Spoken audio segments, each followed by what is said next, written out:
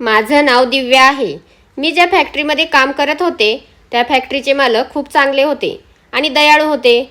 फॅक्टरीतील सर्व लोक त्यांची खूप तारीफ करत असायचे. मी खूप दिवसापासून नोकरीच्या शोधात होते. मी कमीत कमी 25 ते 30 कंपन्यांमध्ये इंटरव्ह्यू दिला होता, परंतु मला कुठेच नोकरी लागली नाही. मी या फॅक्टरी मालकांचं नाव खूप ऐकलं होतं, म्हणून मी इथे नोकरीच्या शोधात पोहोचली. तेव्हा मला या फॅक्टरी मालकांनी लगेच नोकरी दिली. मला माझ्या सुंदरतेमुळे नाही तर मी खूप इंटेलिजंट आणि क्वालिफाईड असल्यामुळे मला इथे नोकरी मिळाली होती. मी खूप आशेने नोकरी जॉईन केली आणि थोड्या दिवसातच माझ्यासमोर माझ्या बॉसची खूप घाणेरडी हरकत माझ्यासमोर आली, ज्याला पाहून माझ्या पायाखालची जमीनच सरकली होती. कारण की तो माणूस जसा दिसत होता तसा अजिबात नव्हता. आमच्या ऑफिसमध्ये साफसफाई काम करणाऱ्या काकांच्या मुलीने मला त्यांच्या हरकतीबद्दल सांगितलं होतं, जे ऐकून मला धक्काच बसला होता. कधी कधी काही लोक असे असतात जे वरून खूप चांगले दिसतात पण आतून तसे नसतात. कारण आपण देवाने बनवलेल्या सर्व गोष्टी पाहत असतो, पण सगळ्यात वेगळा माणूसच असतो जो सरड्यासारखा रंग बदलत असतो. ही गोष्ट मला या फॅक्टरीमध्ये आल्यानंतर कळाली होती. कारण की मी खूप शिकली सवरलेली मुलगी होती. मी घरात सर्वात मोठी असल्यामुळे माझे वडील जोपर्यंत जिवंत होते तोपर्यंत मला त्यांनी खूप शिकवलं होतं. माझे वडील लहानपणापासून असंच बोलत असायचे, सर्व मुलांमध्ये माझी मोठी मुलगी दिव्या सर्वात हुशार आणि समजदार आहे. जोपर्यंत माझे वडील जिवंत होते तोपर्यंत आमचं जीवन खूप चांगलं आणि सुखी होतं. त्यांनी त्यांच्या मेहनतीमुळे आम्हाला कुठलीच गोष्ट कमी पडू दिली नव्हती. परंतु जेव्हा ते आम्हाला सोडून देवाघरी निघून गेले त्यानंतर आमची परिस्थिती खूपच खालावली होती. घरातील आनंद नाहीसा झाला होता. घरामध्ये आम्हाला नीट 2 टाईम जेवणसुद्धा मिळत नव्हते.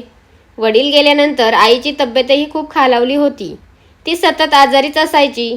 खानदानी परंपरेप्रमाणे आमच्यामध्ये मुलींना जास्त शिक्षण दिलं जात नव्हतं आणि मुलींना नोकरी करून दिली जात नव्हती.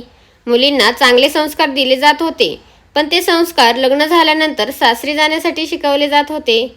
आमच्या आईने आमचे पालनपोषण खूप चांगले केले होते. तिने आम्हाला सरळ मार्गाने चालणे, खरं बोलणे, लोकांची मदत करणे या गोष्टी शिकवल्या होत्या. परंतु आज परिस्थिती अशी झाली होती ना, सरळ मार्गाने चालणे कुठल्या कामी येत होते ना खरं बोलणं कुठल्या कामी येत होते. लोकांची मदत करणं दूरच, पण आज आम्हालाच कोणाच्या तरी मदतीची गरज होती. मला एकही भाऊ नव्हता. माझ्यापेक्षा छोट्या 2 बहिणी होत्या. एक बहीण 8वीमध्ये शिकत होती आणि एक बहीण 5वीमध्ये शिकत होती. माझं एज्युकेशन पूर्ण झालं होतं, परंतु मला अजून पुढे शिकायचं होतं. पण घरच्या परिस्थितीमुळे मला पुढे शिकता आलं नाही. कारण आजकाल शिकण्यासाठी सुद्धा पैसाच लागतो. आई सतत आजारी असल्यामुळे तिच्या दवाखान्याच्या खर्चासाठी व औषधासाठी सुद्धा पैसे नव्हते. घरात दुसरीकडून पैसे येण्याचा कुठलाच मार्गही नव्हता. माझे वडीलच असे एक व्यक्ती होते की ते त्यांच्या पगारावर आमच्या घरचा सर्व खर्च भागत होता. परंतु ते मला सोडून गेल्यानंतर आता आम्हाला 1-1 रुपयाला सुद्धा तरसावं लागत होतं. म्हणून मी कुठेतरी नोकरी करण्याचा निर्णय घेतला. माझी मम्मी मला नोकरी करण्यासाठी पाठवायला तयार नव्हती. तिचं असं म्हणणं होतं की आपल्या खानदानामध्ये मुली नोकरी करत नाहीत. आम्ही तुला यासाठी एवढं शिकवलं आहे की तुझं लग्न चांगल्या घरात व्हावं व तुला तुझ्यासारखा शिकलेला नवरा मिळावा. त्याची नोकरी चांगली असावी म्हणजे तू सुखी जीवन जगशील. मी आईला म्हणाले, अगं आता आपली मजबुरी आहे म्हणून मी नोकरी करत आहे. कारण की तू जे आम्हाला संस्कार दिले आहेत त्या संस्काराने आपलं पोट भरणार नाही. त्यासाठी मला नोकरी करावीच लागेल. हे बघ आई, दिवसेंदिवस तुझी तब्येत तर खालावतच चालली आहे व माझ्या 2 बहिणींचे शिक्षणसुद्धा थांबलं आहे. जोपर्यंत त्यांच्या शाळेची फी भरत नाही तोपर्यंत त्यांची शाळा सुरू होणार नाही आणि घरात खायलाही काही नाही. आईची इच्छा नव्हती तरी पण मजबुरीने घरातली परिस्थिती पाहून तिने मला नोकरीसाठी परमिशन दिली. पण आता प्रॉब्लेम हा होता की मी खूप ठिकाणी नोकरी शोधली पण मला नोकरी काही मिळत नव्हती. नोकरी शोधून मी खूप वैतागली होती. आता तर मला काय समजतच नव्हते की काय करावं. कधी कधी असं वाटत होतं की सरळ आत्महत्या करावी, पण नंतर विचारायचा माझी ती आजारी आई आणि माझ्या त्या 2 बहिणींचं कसं होणार. पण मी मोठी असल्यामुळे ही सर्व जबाबदारी तर मलाच पार काढावी लागणार. त्यामुळे मी नोकरीचा शोध सुरूच ठेवला होता. मला माझ्या मनासारखी नोकरी मिळाली नाही, पण मी एका जनरल स्टोअरमध्ये सेल्स गर्लची नोकरी जॉईन केली. मला पब्लिक प्लेसमध्ये नोकरी करायची नव्हती, पण घरच्या मजबुरीमुळे मी ही नोकरी करत होते. येथे नोकरी करत असताना एक दिवशी माझ्या मैत्रिणीचा कॉल आला. तिने मला एका कंपनीबद्दल सांगितले आणि बोलली, तू या कंपनीमध्ये जॉब करू शकतेस. मी तिला बोलले की मी आता एका सेल्स गर्लचा जॉब करत आहे. मी खूप ठिकाणी जॉब शोधला, पण मला कुठे जॉब मिळाला नाही. आता मी माझ्या स्वतःला जास्त दुखवू शकत नाही, कारण मला आता कळाले आहे की या जगात गरीब माणसाची काहीच किंमत नाही. मी तिला बोलले की अगं, मी खूप ठिकाणी नोकरी शोधली, मला कुठेच नोकरी मिळाली नाही. मग मी अशी कोणती कंपनी आहे की मला इथे सहजासहजी नोकरी मिळेल? माझी मैत्रीण बोलली, अगं, त्या कंपनीचे जे बॉस आहेत ते खूप चांगले आहेत. मग मी विचार केला, एकदा ट्राय करायला काय हरकत आहे. स्टोअरमधून एक दिवसाची सुट्टी घेते. जर तिकडे काम झाले तर मी या स्टोअरमधून कायमचे आजाद होईल, आणि काम नाही झालं तर स्टोअरमध्ये परत जे काम करत आहे ते काम करत राहील. कारण जोपर्यंत मला दुसरी नोकरी मिळत नाही तोपर्यंत मी स्टोअरमधली नोकरी सोडू शकत नाही. कारण या नोकरीमुळे माझ्या घराला माझा थोडाफार हातभार लागतो, तो पण नाही लागायचा. दुसऱ्या दिवशी स्टोअरमधून सुट्टी घेऊन माझ्या मैत्रिणीने सांगितलेल्या ॲड्रेसवर इंटरव्ह्यू देण्यासाठी पोहोचली. मी तिथे पोहोचल्यावर पाहिलं, ही तर खूप मोठी कंपनी होती. त्या कंपनीच्या मालकांचं नाव संपूर्ण शहरात गाजलेलं होतं आणि मोठ्या बिझनेसमॅन लोकांच्या लिस्टमध्ये त्यांचं नाव होतं. जेव्हा मी ऑफिसच्या आतमध्ये गेले तेव्हा मला त्यांनी बाहेर थांबायला सांगितलं. ते म्हणाले, जेव्हा बॉस येतील तेव्हा इंटरव्ह्यू चालू होतील, तेव्हा तुम्ही आतमध्ये या. त्या ऑफिसमध्ये अगोदरपासूनच खूप मुले आणि मुली इंटरव्ह्यू देण्यासाठी आले होते. त्यांना पाहून मी थोडी नर्वस झाली, कारण की ते सर्व मॉडर्न कपडे घालून आले होते. मी त्या सर्वांपेक्षा खूप साधी दिसत होते आणि मी कपडेही खूप साधे घातले होते. अर्ध्या तासानंतर बॉस आले. त्यांनी सर्वांचे इंटरव्ह्यू पटापट घ्यायला सुरुवात केली. थोड्याच वेळात माझा नंबर आला. मला त्यांनी ऑफिसमध्ये बोलावलं. जसे मी ऑफिसमध्ये गेले तेव्हा समोर पाहिलं तर एक 35 वर्षाचा तरुण खुर्चीवर बसला होता. तो खूप स्मार्ट दिसत होता. मी माझ्या डॉक्युमेंट्सची फाईल त्यांच्या हातात दिली. ते खूप वेळ माझे डॉक्युमेंट्स वाचत होते. त्यानंतर त्यांनी माझ्याकडे पाहिलं आणि म्हणाले, मला तू सक्षम आणि हुशार मुलगी वाटतेस, कारण तू बाकीच्या मुलींसारखी मॉडेल बनून न येता एकदम साध्या वेशात आली आहेस. मी त्यांना बोलले, हो सर, मी तुमच्याकडे खूप आशेने आले आहे. मी खूप ठिकाणी नोकरी ट्राय केली, पण मला कुठेच नोकरी लागली नाही. नंतर मला माझ्या एका मैत्रिणीने तुमच्याबद्दल सांगितले. तुम्ही जर मला ही नोकरी दिली तर तुमचे माझ्यावर खूप उपकार होतील. ते माझं बोलणं ऐकून हसायला लागले आणि बोलले, ठीक आहे, तुझी नोकरी पक्की झाली आहे. उद्यापासून तू ऑफिस जॉईन कर. बाकीच्या सर्व डिटेल्स तुझ्या मोबाईल नंबरवर टेक्स्ट मेसेजवरती मिळून जातील. मी त्यांचं बोलणं ऐकून खूप खुश झाले. माझ्या मैत्रिणीने बरोबर सांगितलं होतं की या कंपनीमध्ये तुमचा चेहरा नाही तर तुमचा टॅलेंट बघून नोकरी दिली जाते. आता मला खूप कष्टाने पण चांगल्या ठिकाणी नोकरी मिळाली होती. मी आता निर्णय घेतला होता की त्या स्टोअरची नोकरी सोडून ही नोकरी जॉईन करायची. मी घरी जाऊन माझ्या बहिणींना आणि मम्मीला ही गोड बातमी सांगितली. हे ऐकून माझ्या घरातले सर्वजण खूप खुश झाले. आज मला माझ्या एवढ्या वर्षाच्या कष्टाचे फळ मिळाल्यासारखे वाटत होते. जेव्हा मी स्टोअरमध्ये काम करत होती तेव्हा मला 8,000 रुपये महिन्याला मिळत होते. थोडाफार ओव्हरटाईम केला तर 10,000 रुपये मिळत होते. परंतु या कंपनीमध्ये मला सुरुवातीलाच 50,000 ते 60,000 रुपये महिन्याला मिळत होते. एवढ्या पगारामध्ये माझ्या घरच्यांच्या आणि माझ्या सर्व गरजा पूर्ण होणार होत्या. दुसऱ्या दिवशी जेव्हा मी ऑफिस जॉईन केलं तेव्हा ऑफिसमधल्या लोकांच्या तोंडून नुसतेच बॉसचे कौतुक ऐकू येत होते. आणि खरंच आमचे बॉस खूप चांगले माणूस होते, कारण की त्यांनी माझा टॅलेंट बघून मला नोकरी दिली होती. पहिल्या दिवशी ऑफिसमधील बऱ्याच लोकांबरोबर माझ्या गाठीभेटी झाल्या. त्यामध्ये माझ्या वयाच्या काही मुलीसुद्धा होत्या. त्या मुलींनी तर मला पहिल्याच दिवशी घाबरवलं. त्या मला बोलल्या की तू इथे नोकरी करण्यासाठी तर आली आहेस, पण तुझं भलं एवढ्यातच आहे की तू तुझ्या कामाशी काम ठेवलं तर तुझं भलं होईल, नाहीतर लवकरच तुला या ऑफिसमधून कामावरून काढलं जाईल. त्यांचं बोलणं ऐकून मी थोडी घाबरली. नक्की त्यांना काय म्हणायचं होतं ते मला समजलंच नाही. आणि नंतर मी विचार केल्यावर ते मला समजूनसुद्धा घ्यायचं नव्हतं, कारण की मला कामच ठेवायला आवडतं. मला बाकीच्या गोष्टींमध्ये अजिबात इंटरेस्ट नाही. माझ्या जॉईनिंगनंतर कामाचे काही दिवस खूप छान गेले. त्यानंतर ऑफिसमध्ये मला जरा विचित्रपणा दिसू लागला. ऑफिसमध्ये एक मुलगा मॅनेजरची नोकरी करत होता. त्याचं नाव प्रवीण होतं. माझ्या ऑफिसच्या कामाबद्दल मला प्रवीणनेच सर्व सांगितलं होतं व माझे ऑफिसमधील सर्व लोकांसोबत त्यानेच ओळख करून दिली होती.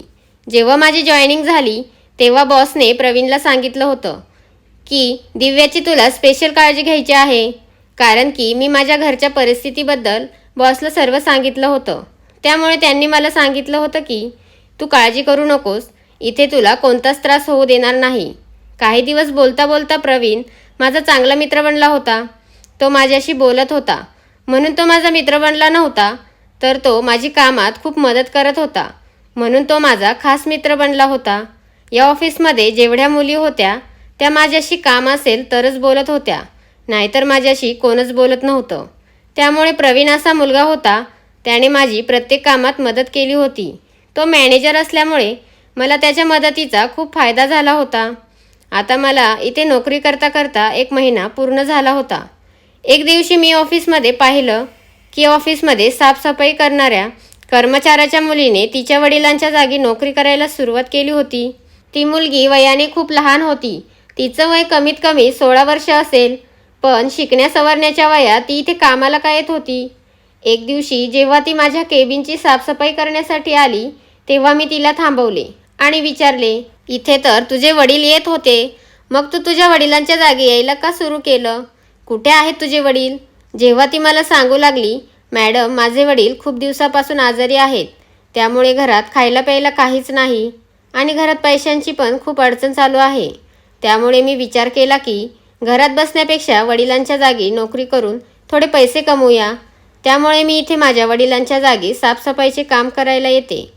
मी तिला बोलले, अगं तुझं काम करायचं वय नाही, आता तुझं शिकायचं वय आहे. ती माझ्याकडे बघून हसली आणि बोलली, मॅडम तुम्ही काय बोलताय? आमच्यासारख्या गरिबांकडे तर खायलासुद्धा पैसे नाहीत आणि तुम्ही शिकण्याच्या गोष्टी करताय. हे बोलून तिने तिचे काम करायला सुरुवात केली आणि ते झाल्यावरती तिथून निघून गेली. एका बाजूने विचार केला तर ती बरोबर बोलली होती, कारण की जेव्हा माझी मजबुरी होती मी सुद्धा सेल्स गर्लचं काम करून घर चालवत होती. मला सुद्धा त्यावेळी कुठेच नोकरी मिळत नव्हती. असेच या बिचाऱ्या मुलीची पण परिस्थिती असेल. तिच्याबद्दल थोडा विचार करून मी तिचा विषय सोडून दिला आणि माझ्या कामाकडे लक्ष दिलं. आता ती मुलगी तिच्या वडिलांच्या जागी रोज ऑफिसमध्ये साफसफाई करण्यासाठी येत होती. त्या दिवशी मी ऑफिसमध्ये लवकर आले होते. माझं ऑफिस 2ऱ्या मजल्यावर होतं. जशी मी लिफ्टने 2ऱ्या मजल्यावर पोहोचली तेव्हा समोर ती मुलगी रडत काम करत होती आणि तिच्या डोळ्यात पाणी होतं.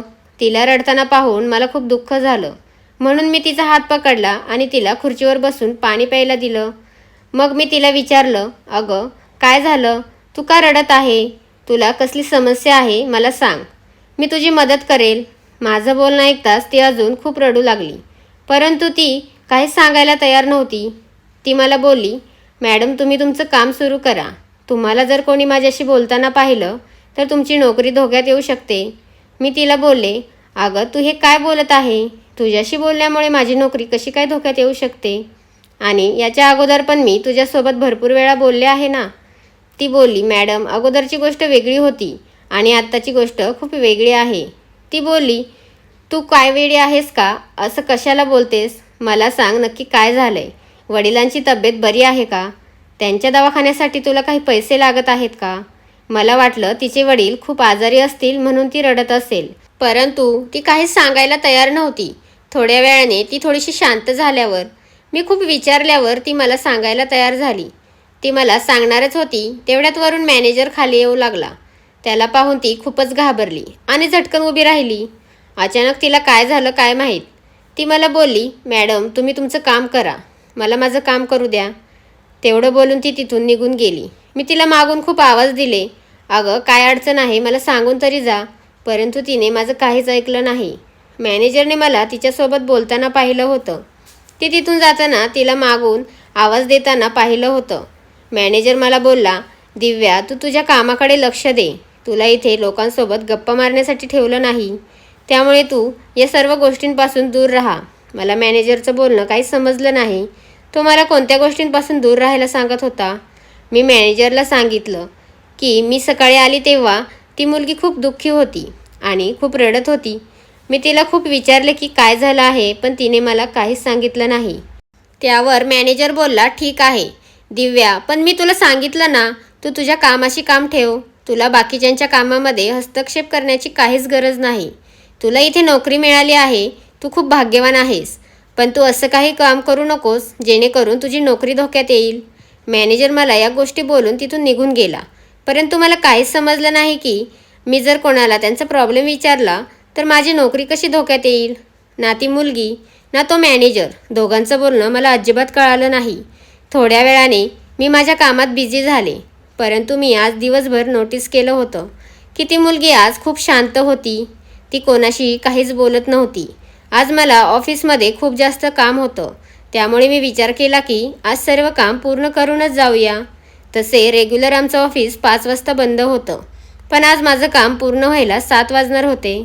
मला ऑफिसमध्ये थांबायला काहीच प्रॉब्लेम नव्हता, कारण मी सकाळी मम्मीला सांगून आले होते की मला आज संध्याकाळी ऑफिसमधून घरी यायला उशीर होणार आहे.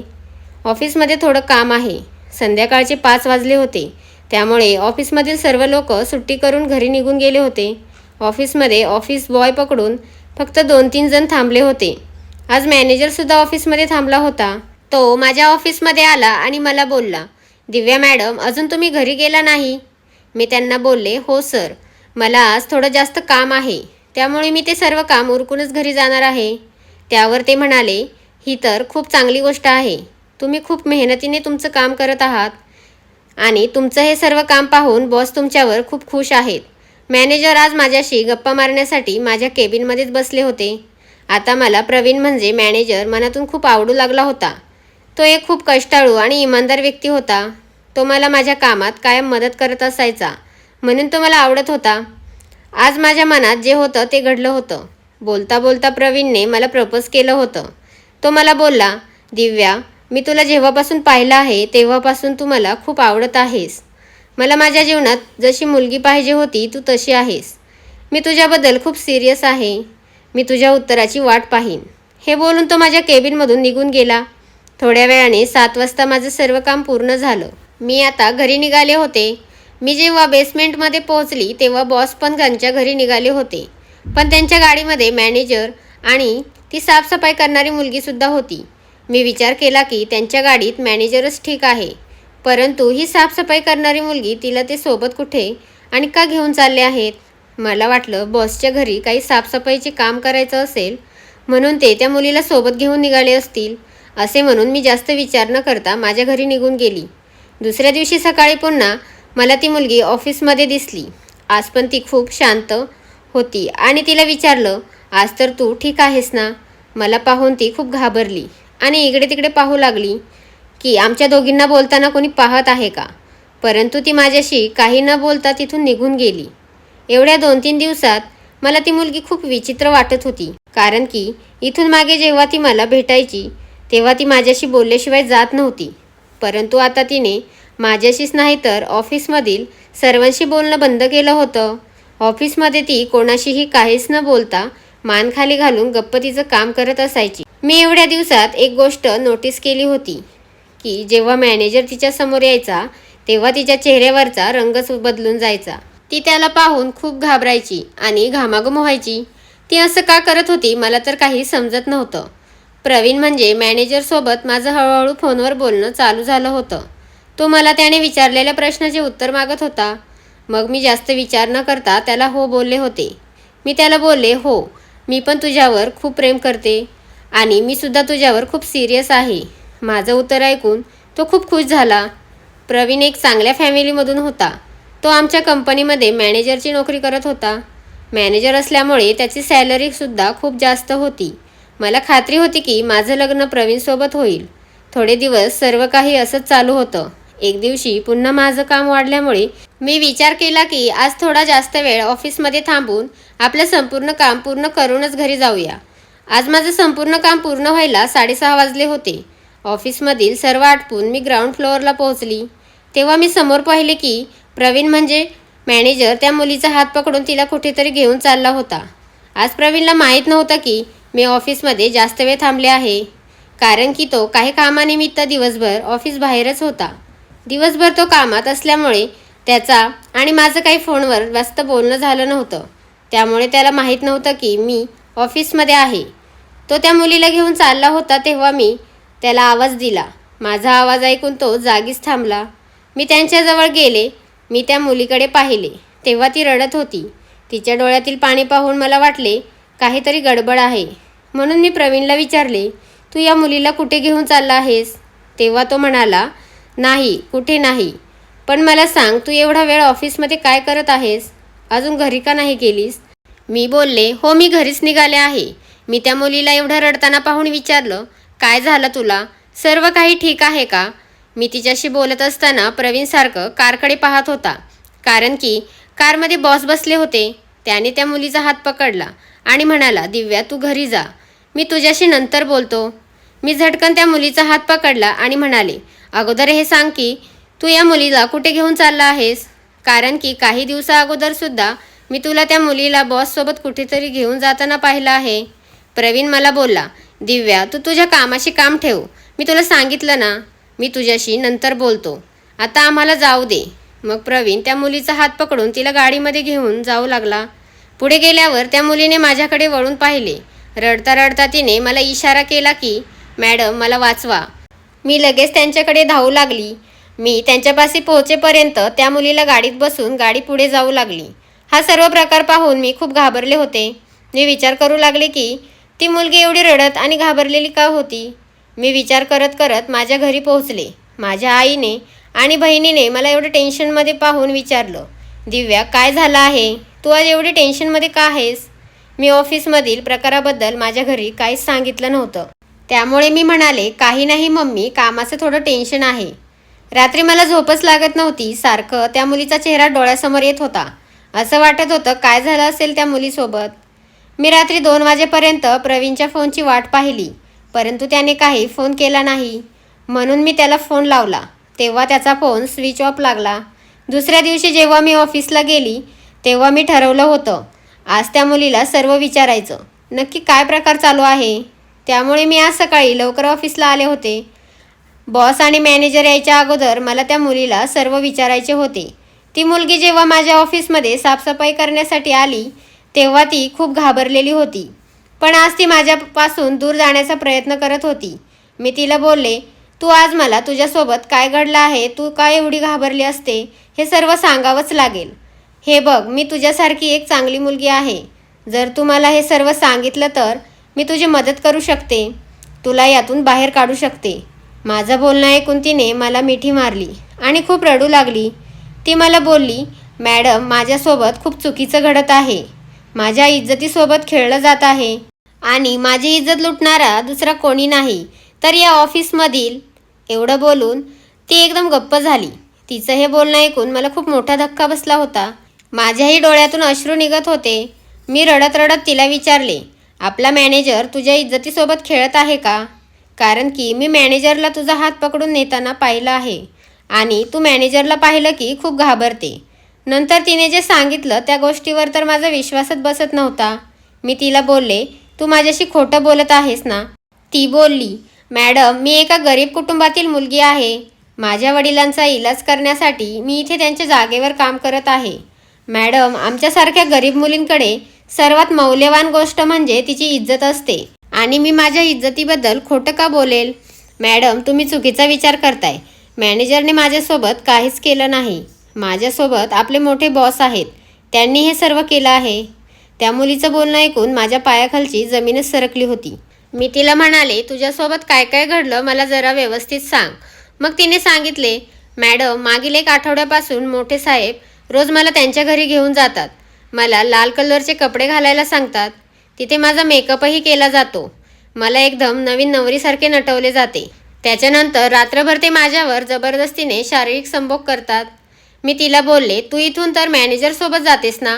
ती म्हणाली, मॅडम, तो मॅनेजर तर त्या बॉसचा चमचा आहे, पण त्याने आजपर्यंत माझ्यासोबत काहीच चुकीचं केलं नाही. तो फक्त मला इथून त्यांच्यासोबत घेऊन जातो आणि त्या बॉसच्या घरी सोडतो. तो पण त्या बॉससोबत मिळालेला आहे. त्याला या सर्व गोष्टी माहीत आहेत. माझ्या वडिलांनी त्या बॉसकडून कर्ज घेतलं आहे. त्यामुळे तो मॅनेजर मला धमकवतो आणि म्हणतो, तू जर बॉससोबत रात्र घालवली नाही तर आम्ही जबरदस्तीने पैसे वसूल करणार. मॅडम, आम्ही गरीब लोक आहोत, एवढे पैसे त्यांना कुठून देणार? त्यामुळे ते मला खूप दिवसांपासून ब्लॅकमेल करत आहेत आणि माझ्या इज्जतीसोबत खेळत आहेत. संध्याकाळी जेव्हा ऑफिस बंद होतं, सर्व लोक आपापल्या घरून निघून जातात, तेव्हा ते मला बॉसच्या घरी घेऊन जातात. कारण की ऑफिसमध्ये कोणाला संशय येऊ नये म्हणून. मॅडम, मला या सर्व गोष्टींचा खूप त्रास होत आहे.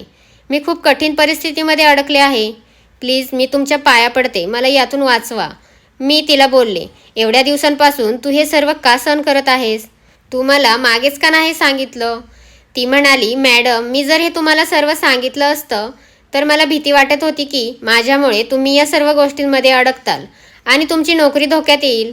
तुम्ही मोठ्या साहेबांना नाही ओळखत. ते खूप पैसेवाले आहेत. पैशाच्या ताकदीने ते काही पण करू शकतात. तिचं बोलणं ऐकून मी खूप दुःखी झाले होते. सर्व लोक त्या बॉसची खूप तारीफ करत होते, परंतु तो बॉस एवढा नीच आणि नालायक असेल असं कोणालाही वाटलं नव्हतं. आता तर मला त्यांचं खरं रूप पाहून त्यांची घीण वाटत होती.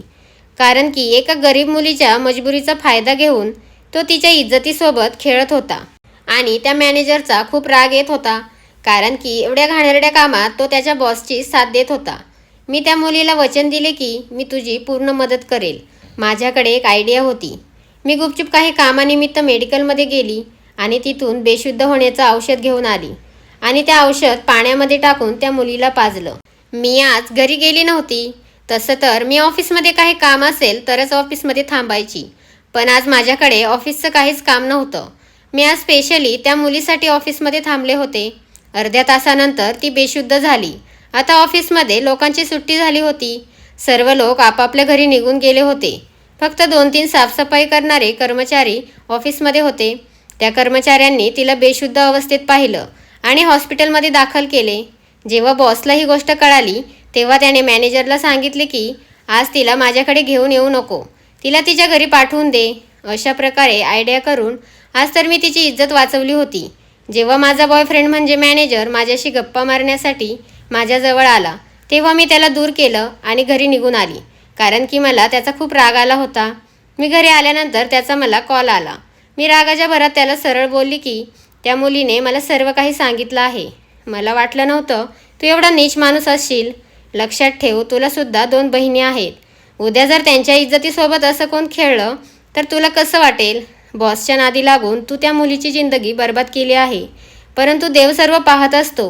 तुझ्या या पापाची शिक्षा तुला मिळेलच. माझं बोलणं ऐकताच प्रवीणला खूप पश्चाताप झाला. तो मला म्हणाला, दिव्या, मी तुझ्याशी एवढेच बोलेल की तू या गोष्टींपासून दूर राहा, कारण की बॉसला जर कळालं की तुला सर्व माहीत आहे तर तो तुला कामावरून काढून टाकेल. मी त्याला बोलली, मी आज त्या मुलीला बेशुद्ध होण्याच्या गोळ्या दिल्या होत्या, त्यामुळे ती बेशुद्ध झाली होती. यावर तो म्हणाला, आज तर तू तिची मदत केली आहे, आज तिला वाचवलं आहे, परंतु किती दिवस असं करणार आहेस? या सर्व गोष्टींचा परिणाम तुला चांगला माहिती आहे. एकतर एवढ्या कठीण परिस्थितीतून तुला एवढी चांगली नोकरी मिळाली आहे. मी प्रवीणला सरळ सांगितलं, मला आता तुझ्यासोबत कुठलंच नातं ठेवायचं नाही. आजपर्यंत आपल्या दोघांमध्ये जे काही नातं होतं ते नातं मी तोडून टाकलं आहे. मला आता तुझ्यासोबत राहायचं नाही. मला विसरून जा. प्रवीण माझी माफी मागत होता. मला काहीतरी सांगण्याचा प्रयत्न करत होता, परंतु मी त्याचं काहीच बोलणं न ऐकता कॉल कट केला आणि मोबाईल स्विच ऑफ करून झोपून गेली. दुसऱ्या दिवशी जेव्हा मी ऑफिसमध्ये गेली तेव्हा तो माझ्या केबिनमध्ये आला. माझ्याशी बोलण्याचा प्रयत्न करू लागला, परंतु मी सरळ सांगितलं, मला तुझ्याशी काहीच बोलायचं नाही. त्यानंतर त्याने मला अशीच एक गोष्ट सांगितली की ती गोष्ट ऐकून मला खूप मोठा धक्काच बसला. मी म्हणाले, तू खूप नालायक आहेस आणि तुझा बॉस पण खूप नालायक आणि हलकट माणूस आहे. माझी मजबुरी आहे म्हणून मी इथे नोकरी करण्यासाठी आली. मला जर अगोदर या सर्व गोष्टी माहीत असत्या तर मी इथे कधीच नोकरी करण्यासाठी आली नसती. प्रवीण मला बोलला, दिव्या, प्लीज माझं बोलणं जरा ऐकून घे. त्यानंतर तू जो निर्णय घेशील तो मला मान्य असेल. अगं, बॉसचे वडील या जगात नाही आहेत. त्यांना 2-3 चुलत्या आहेत. जेव्हा बॉसचे वडील वारले तेव्हा त्यांच्या चुलत्यानेच त्यांच्या फॅमिलीला आधार दिला आणि या कंपनीचा मॅनेजर बनवलं. बॉसची पत्नी आहे जी मागच्या 5 वर्षापासून खूप आजारी आहे.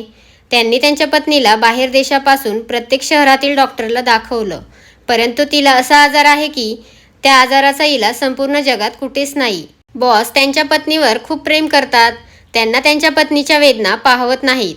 ते एक शिकले सवरलेले इंटेलिजंट व्यक्ती आहेत, त्यामुळे त्यांना जादूटोणा, तांत्रिक अशा गोष्टींवर विश्वास नाही. परंतु असं म्हणतात ना, जेव्हा माणूस संपूर्ण हतबल होतो तेव्हा त्या व्यक्तीला चुकीचं पाऊल उचलावं लागतं. असंच पाऊल त्यांच्या चुलत्यांनी त्यांना उचलायला सांगितलं. त्यांच्या चुलत्याने एका तांत्रिक बाबाबद्दल त्यांना सांगितलं.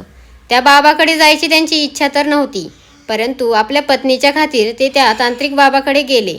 त्या बाबांनी त्यांना सांगितलं की तुम्हाला पूर्ण 1 महिन्यापर्यंत एका 15 किंवा 16 वर्षाच्या मुलीला रात्री लाल कलरचे कपडे घालून तिच्यासोबत रात्र घालवायची आहे.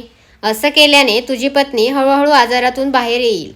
अगं, बॉसने आजपर्यंत कुठल्या मुलीच्या चेहऱ्याकडे सुद्धा तोंड वर करून पाहिलं नाही. तू त्यांच्याबद्दल ज्या चांगल्या गोष्टी बाहेरच्या लोकांच्या तोंडून ऐकल्या आहेत त्या सर्व खऱ्या आहेत. ते त्यांच्या पत्नीसाठी या चुकीच्या गोष्टी करायला मजबूर झाले आहेत.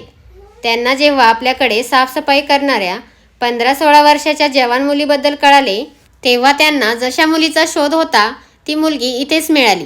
बॉसने काही वर्षापूर्वी त्या मुलीच्या वडिलांना काही पैसे उधार दिले होते, परंतु बॉस ते पैसे त्यांच्याकडून कधीच मागणार नव्हते.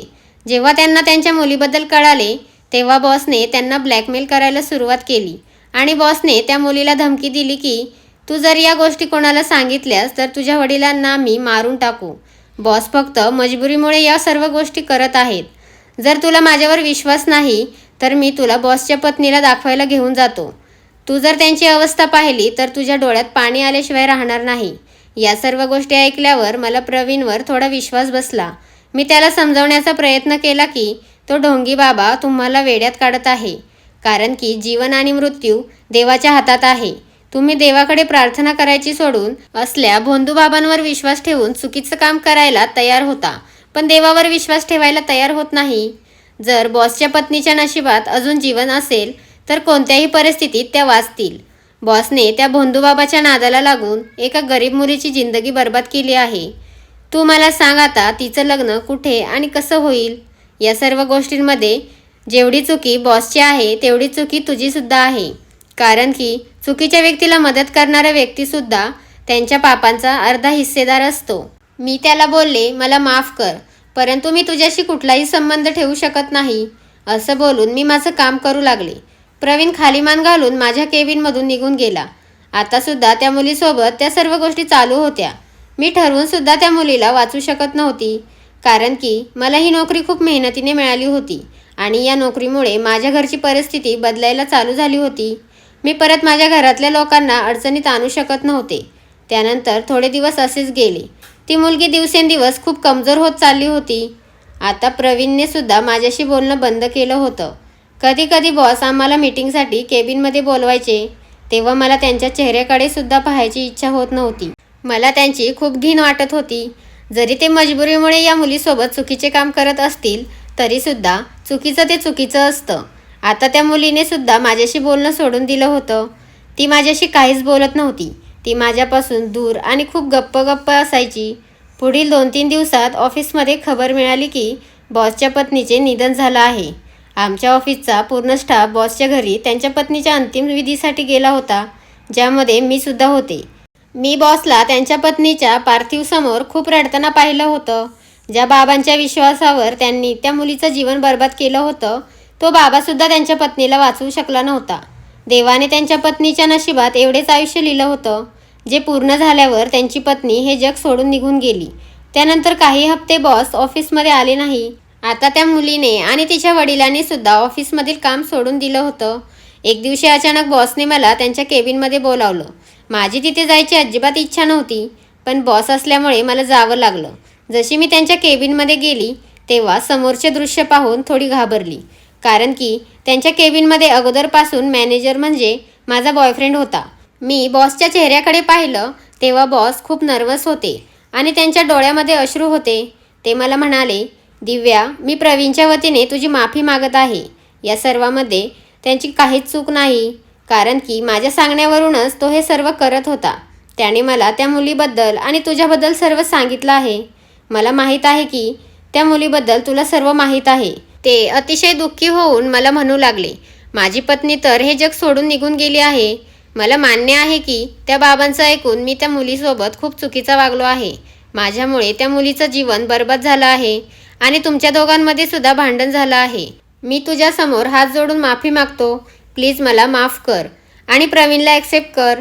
मी स्वतः तुमच्या दोघांचं लग्न लावून देतो. तुमच्या लग्नाला जेवढे पैसे खर्च होईल तेवढे सगळे मी खर्च करतो. मी म्हणाले, सर तुमची चुकी खूप मोठी आहे.